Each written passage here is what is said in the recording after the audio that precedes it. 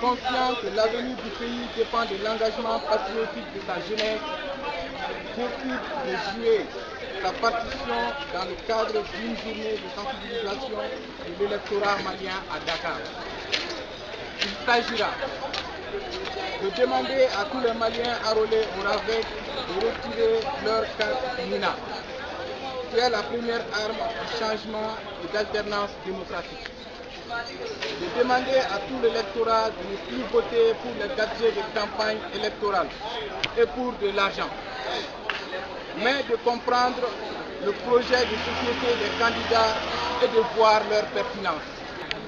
Oui, nous espérons qu'il y ait un retour normal à la situation, d'autant plus que nous préparons les élections activement pour le 28 juillet, qui nous permettra d'élire un président légitime et reconnu par tous les Maliens.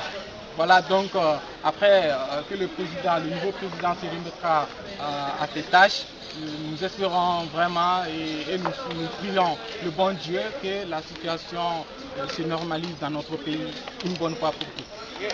Je pense que nos amis de la communauté internationale et la MINUSMA, ils sont en train de faire un travail exceptionnel. Et voilà, l'administration est en ce moment à Kidal.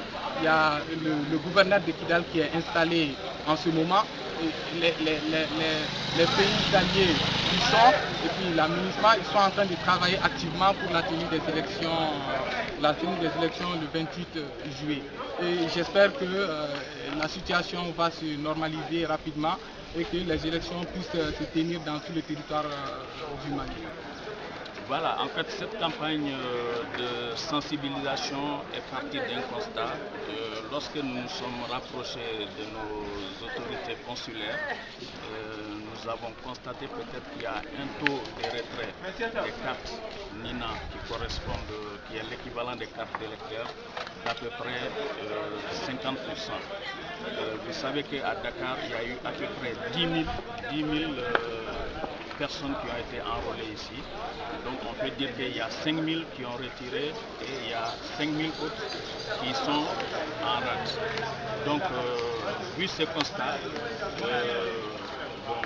on a encadré la jeunesse pour essayer de faire un travail de sensibilisation pour mobiliser ces personnes qui n'ont pas encore retiré leur carte d'électeur, savoir qu'est-ce qui les bloque, savoir leurs problèmes et remonter l'information au niveau de l'ambassade du Mali qui vont se charger de voir quelles solutions trouver afin que le taux de participation soit acceptable.